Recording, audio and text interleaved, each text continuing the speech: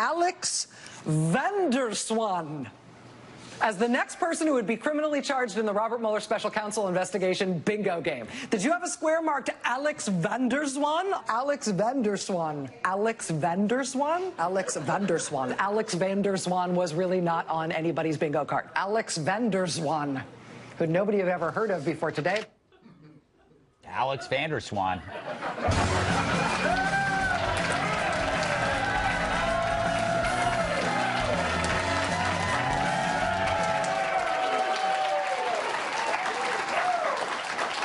He came, he saw, he checked out his hair.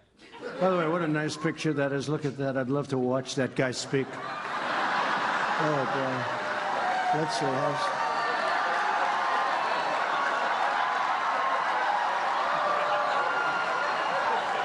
I try like hell to hide that bald spot, folks. I work harder.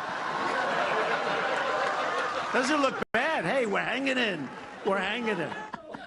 It's amazing. That's our president.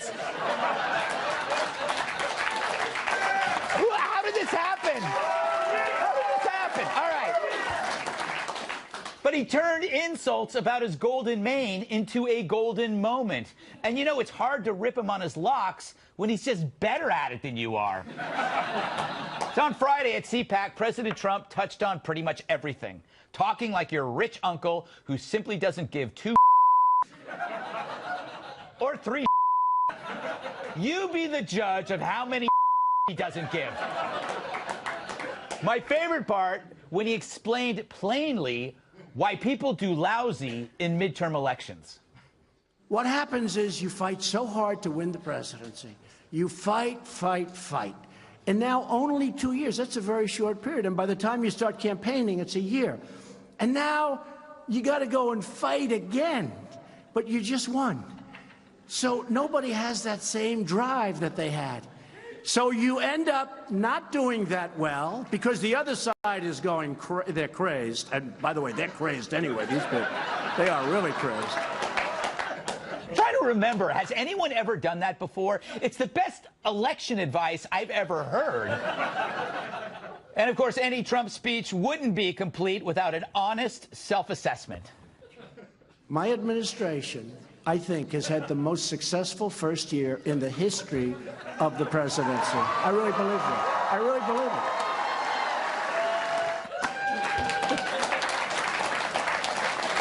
it. You know, always point to a guy in the audience after you make a good point. People love it. About as much as they love digs at the media and, of course, you know who. We have a very crooked media. We had a crooked candidate, too, by the way. But we have a very, very crooked media.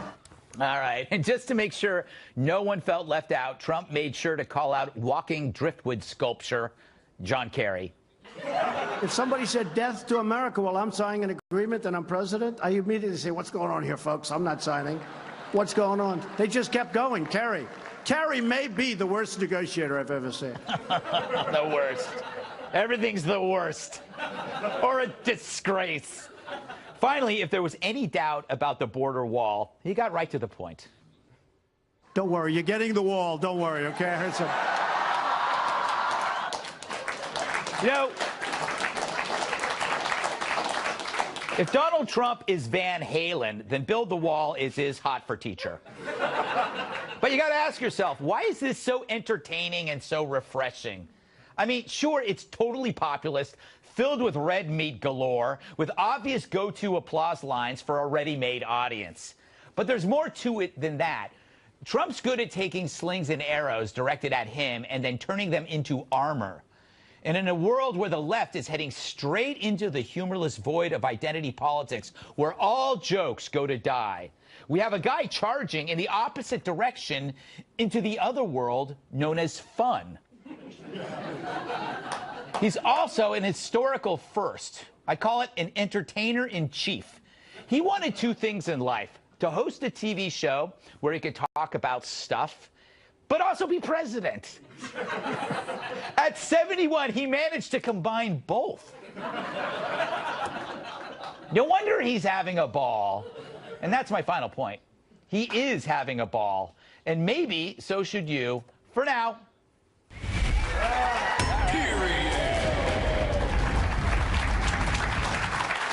Let's welcome tonight's guest.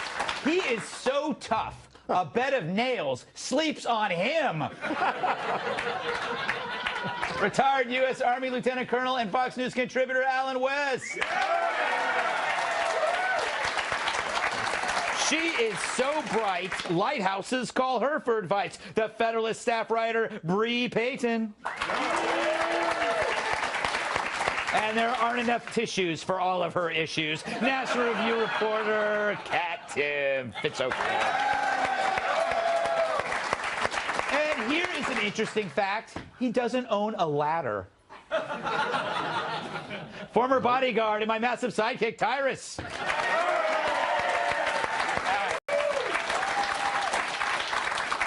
Colonel West, what impressed you most about his CPAC speech? Any highlights for you?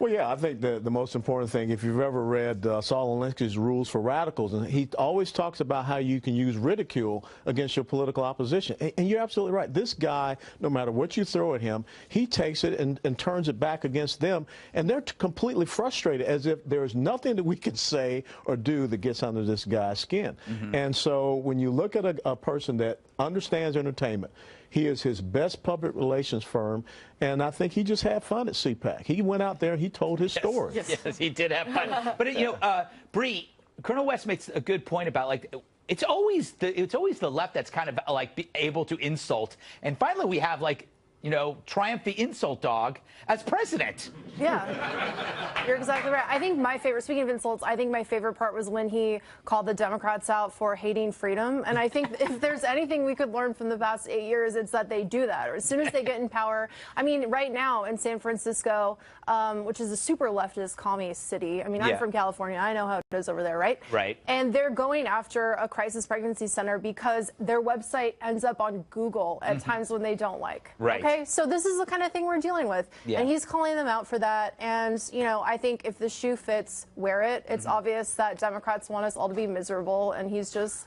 speaking the truth. Yeah, he just doesn't care, Kat, about any. He even said before he did that snake poem that I know that you loved, that he says, I know people aren't going to like this, but I don't care if they don't like it. You know, I believe that he could be very sloppy when things he says. But if he's right on a big thing, we forgive him for kind of the sloppy language at times. First of all, let me let you on a little inside joke. Greg said, know that I love because I don't love the poem. But I already know that he doesn't care what I think. So. Yes. I painted you into a corner. Right, absolutely. This was just a classic Trump to the base speech. Right. It had everything. It had the wall. He managed to throw in a crooked Hillary there, pretty much. Yes, that took some talent. Yes. Talking about immigration, talking about the economy, and then of course doing the thing where he stops and leans to the side and waits for people to clap for him. Yeah. Which I don't see. I did it and it didn't work for me. So No. I have to. Well, it did, but he's able to do it. Sometimes he just starts clapping for himself, too. I'm doing it right now, and it doesn't work for me either. So he's really good at getting applause, and that's one thing that I really envy about him, whether or not he has a bald spot. Yes. You know, Tyrus, I bet he wishes he could do that every week. He seems to enjoy it, be his thing. But he does do that every week. Yeah. And I think that's the part that the super left and the CNN building has got to have a late night meetings. Like, what do we got? He cheats on his wife. He's a Russian spy. None of that works. He doesn't care. He eats at McDonald's and he doesn't care. Did he eat a baby? Can we see if he ate a baby? And he probably would say it was the best baby I ever had. And those of us who haven't had a baby should really try it.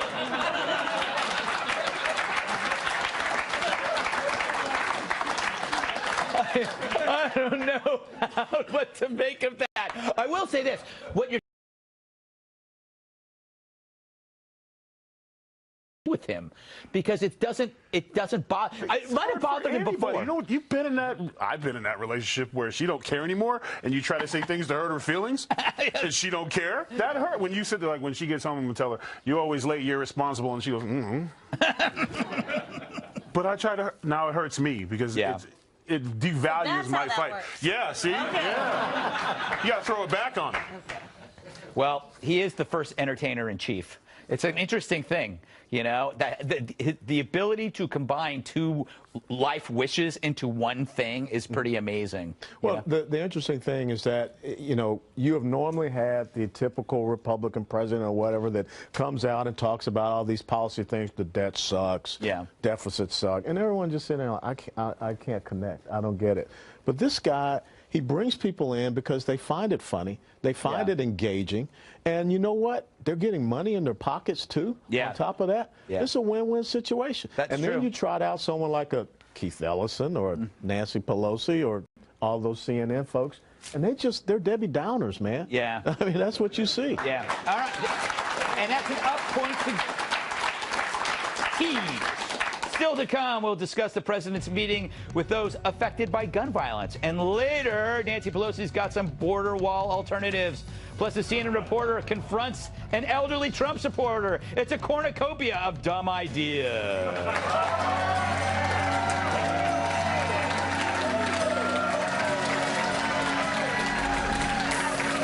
Sunday on Scandalous, The Star Report, and The Deposition Go Public. Why should the President of the United States be treated differently? Plus, a rocky road on the path to impeachment. Catch a special 2-hour block of Scandalous Sunday on Fox News Channel. On Wednesday afternoon, we saw real progress in the gun debate. The president's meeting didn't feature just emotional testimony, but rational solutions. In Israel, you have to be 27 years old to have a gun. You're only allowed one.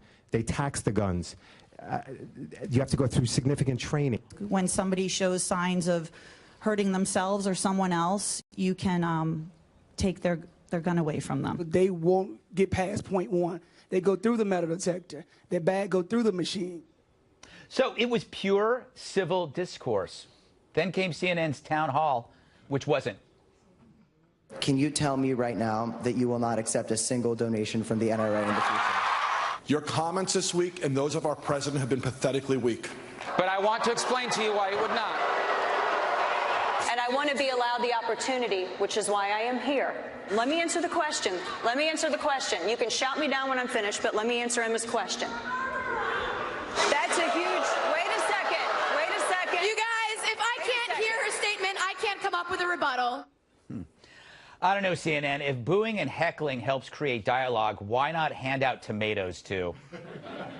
But you got what you wanted, a Jerry Springer spectacle that widens the divide, undoing any goodwill made earlier that day.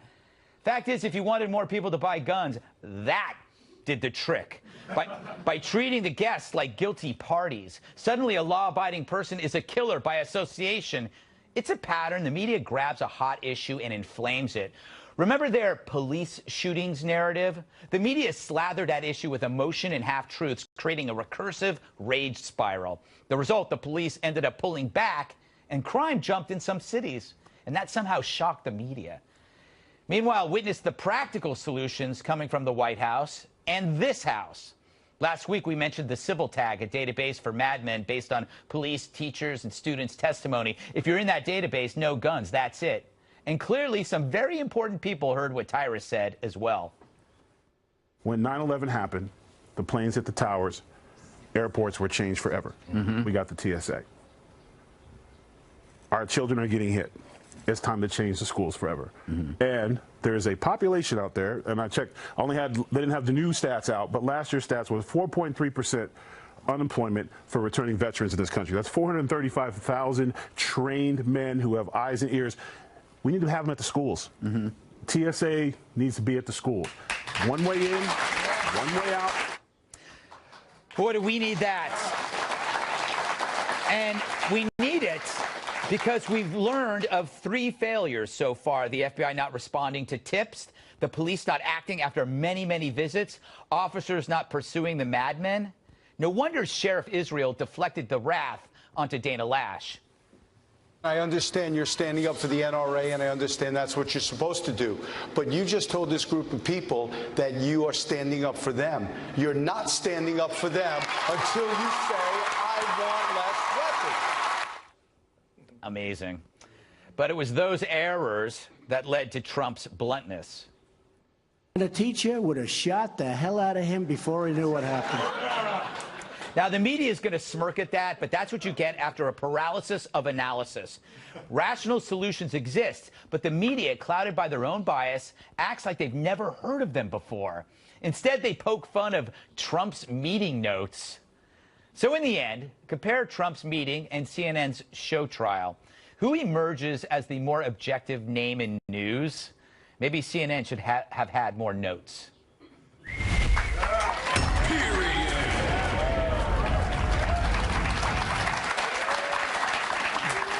Colonel West, you're obviously a veteran. You were a congressman in Parkland's district. You are also on the NRA board, so you are kind of like in the thick of this thing. And I own 3 AR-15s. Yeah, that's why I don't come by your house. What do you make of this compare? I mean, I felt that the White House meeting was cathartic, and then I got completely depressed and crushed when I watched the CNN event. When I look at that CNN debate and I see Sheriff Israel, he's in a lot of trouble because now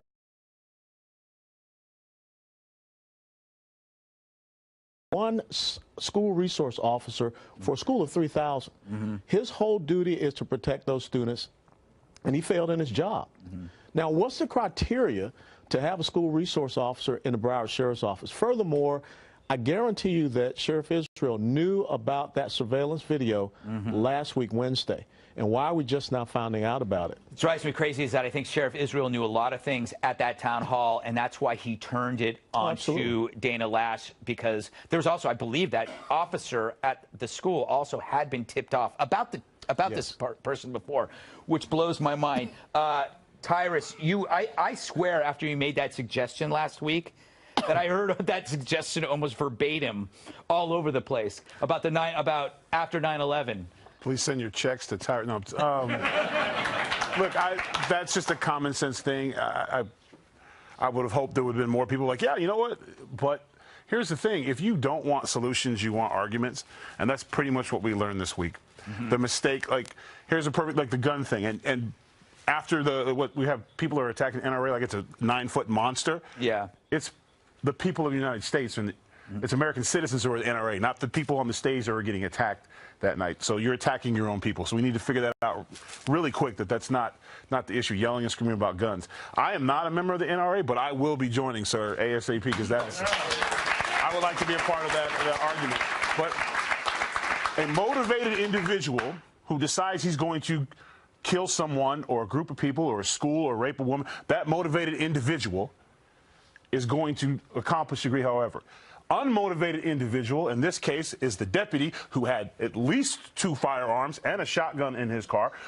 None of those guns saved anybody because he was not motivated. Those guns could not float across the school and stop this person because the man who had those guns was unmotivated, lazy, and afraid. When you're a motivated human being in this country, you can do terrible things if that's your mindset. The only way we can stop that is by having teams of trained, motivated individuals to intercept you. Period. There's no other way about it. Let me, you know, most people don't know who Stephen Williford is.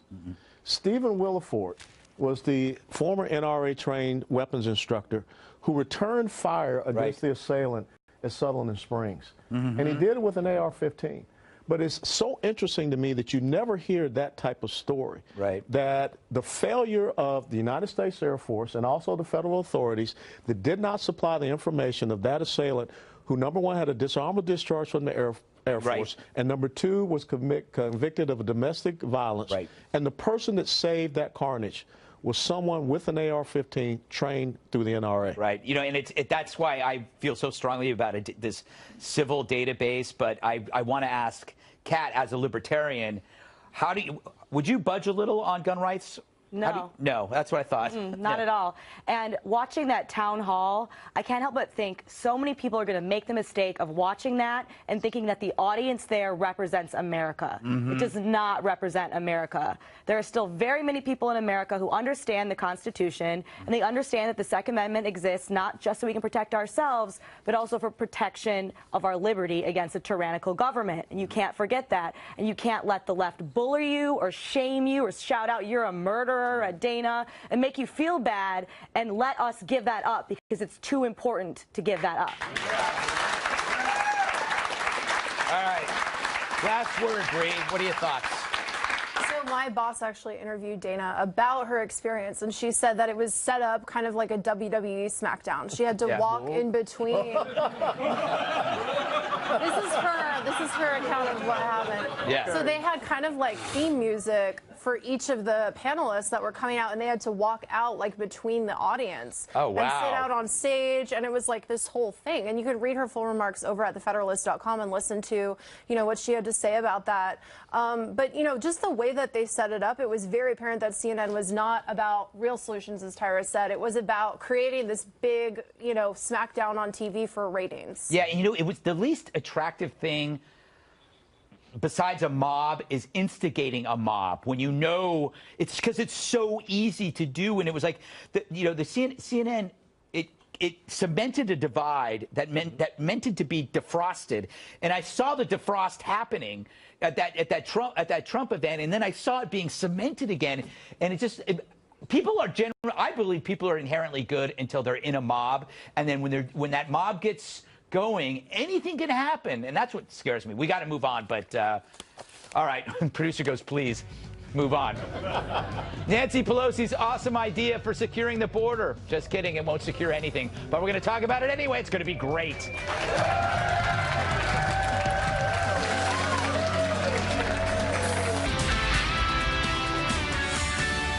Live from America's news headquarters, I'm Robert Gray. Another round of severe weather is pounding the nation's midsection. Already tonight, deadly tornadoes have been reported near the Kentucky and Tennessee state line. Severe flooding from heavy rain, melting snow and ice, prompting states of emergencies in parts of Missouri, Kentucky, and Ohio. Search and rescue teams are on standby in Kentucky to help those stranded. And in Indiana, officials are urging residents to evacuate after a levee breach along the long Kankakee River. Final goodbyes are underway for the Reverend Billy Graham. Earlier today, his body was returned to his hometown of Charlotte, North Carolina. People lined the streets as the 130-mile procession passed. It's all part of week-long services to honor the man known as America's pastor. Funeral services are next week. I'm Robert Gray. Now back to the Greg Gutfeld Show.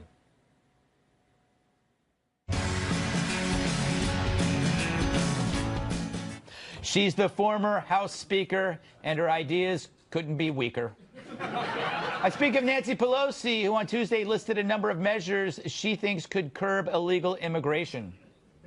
Let's sit down and talk this through and see what makes sense, not some commitment to a promise that we're going to build a wall and Mexico's going to pay for it. That's never going to happen. But let's talk about where a more serious structure might be necessary, where fencing will do, or mowing the grass so that people can't be smuggled through the grass. And that's something, levees, technology, personnel. Mowing the grass. That's a policy plank I can get behind. What's next? You know, position lemonade stands on the Rio Grande. Make some extra money for the kids. But maybe this mow the grass advice is the kind of battle cry that Democrats need to win big in 2018. It seems to be catching on. Just listen to this chant from one of her own latest town halls. Mow the grass! Mow the grass! Mow the grass! I'm telling you, it's their build the wall. I think there might even have some better ones. Hell no, we will mow! Hell no, we will mow! Hell no, we will mow! I don't think Pelosi expected her dumb idea to catch on so well. What do we want? Clippings! Where do we want them? Now! What do we want? Clippings! Where do we want them? Now! We're going to pound this joke into the ground. All right. Bree, I thought it was interesting that she acknowledged that illegal things happen on the border, and then she just went off the rails. Yeah, shocker. Yes. Nancy Pelosi went off the white rails. You know, she's like your blind 90-year-old grandmother trying to use Facebook, but she's like that with everything. You know what I mean? Like, just a few weeks ago, she was like, paychecks, how do they work? And here she is, border walls, mowing grass. She doesn't know how any of these things works, and this is probably my favorite thing that she does. Yes, you know, Kat, is this cliched of me to say that this is a perfect comparison of Democrats to Republican, like the alpha versus the beta? Like you have Republicans going, build a wall, and Dems are going, mow the grass. Is that fair? The libertarian thing would be... I've got to give her some credit. Yes.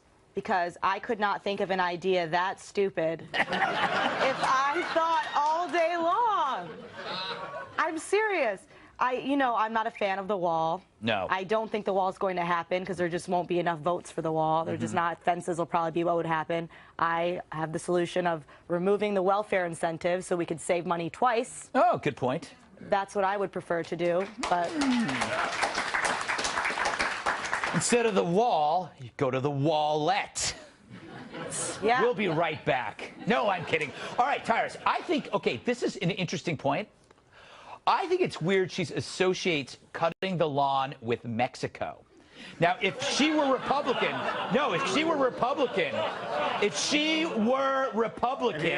she would be branded a racist for linking Mexico to lawn care because she probably sees Mexico as cheap labor for her Californian estate. Oh. Good luck with that question. Oh, no, I got this.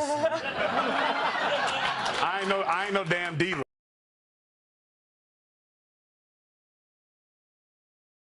To the border through California and Arizona, it's a desert, homie. There's not a whole lot of grass. It's hot as hell, and it's not too hard to see somebody crawling on the hot-ass ground.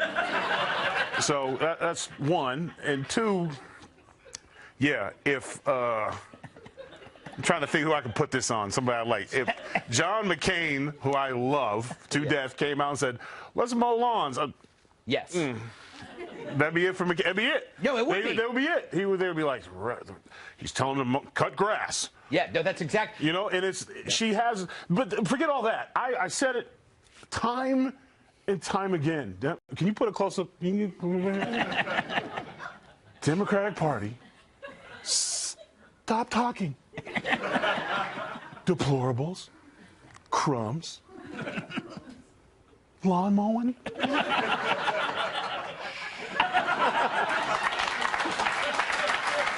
He's right. Yeah. This is not a good look for the Democrats to have an out of touch millionaire elitist, because the weird thing about Trump is that he's a billionaire, but he's not out of touch. No, he's not. And how do I follow that? But I don't want her to shut up. Yeah. I want Nancy Pelosi to continue to talk because she is making all the commercial advertisements for September and October and into November for the midterm election. That is true. No. She's the gift that keeps giving. Yes. All right. But a lovely lady. I think a really lovely lady. I always like to add something positive to make people feel nice good. Hair. Nice hair. All right. Up next, a CNN reporter advances the Russia collusion story by ambushing an elderly Trump supporter. Now that's journalism.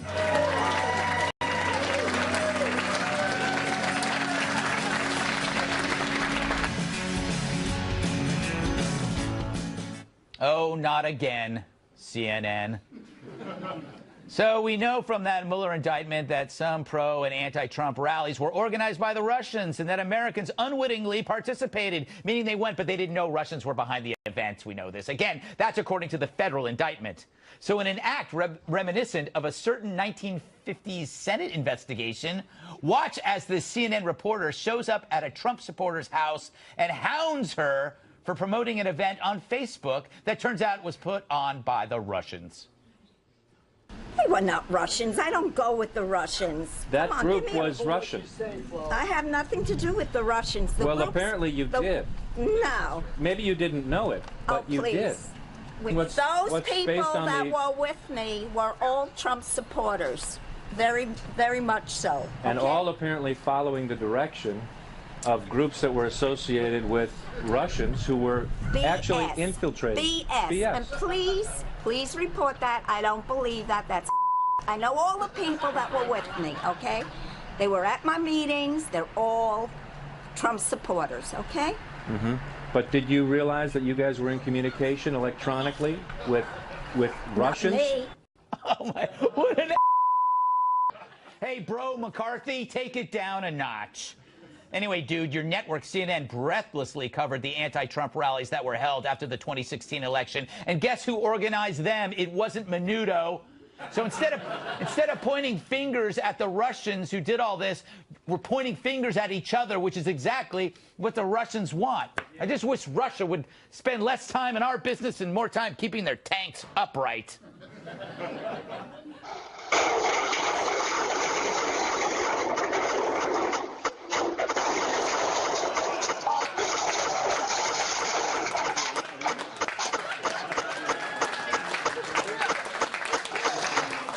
I'm not too worried about the Russians.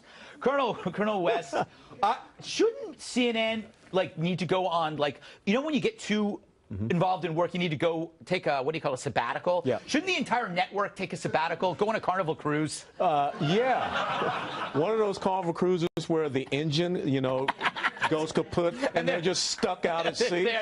And we should not send any resources or anything to get them back in. Just leave them out there.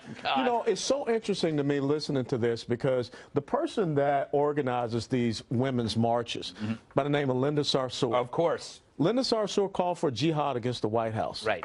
But nothing is said about that. Or the fact that the only people that have done any collusion, any ties with the Russians, Christopher Steele, Fusion GPS, Bruce Orr, Hillary Clinton's campaign, and the DNC. But yet they want to go and harass some lady out there. It's incredible. Okay, Kat, I know this. You hate this guy. Well, you don't know him. Maybe you'd get to know him and you might like him.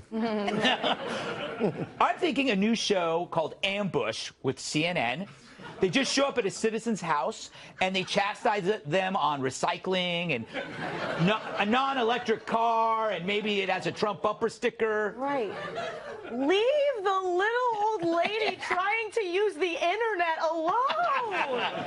Earlier that day, she probably got all excited because she had a pop-up on her computer tell her she won a free cruise to Aruba. She probably actually reprised those emails like, "Oh, honey, I have a rich relative in West Africa. He said he's going to send me $1 million. All I have to do is put in all my checking information." She's very old and very nice, and at least she knows how to use the internet, which a lot of grandmas don't. Give her a break. Leave her alone. All right. Bree, again, I think this could be a good TV show. Brian Stelter, who is the nation's hall monitor, could host it. We go now to, I don't know, Allentown, Pennsylvania, where we believe somebody is watching porn. Usually the things that bother you most in other people are things that are problems with yourself. Yes. And in this case, so as you pointed out earlier, CNN was the one that was pushing the, Russia fake news, troll mob stuff that they wanted to do. And then they find this one lady who's did the same thing that they did to a way lesser degree, and they're going wild and chasing after her. Yeah. And I think, honestly, CNN is totally fine with licking Putin's boots, because I agree with you that this is what Russia wants. Russia wants us to question our electoral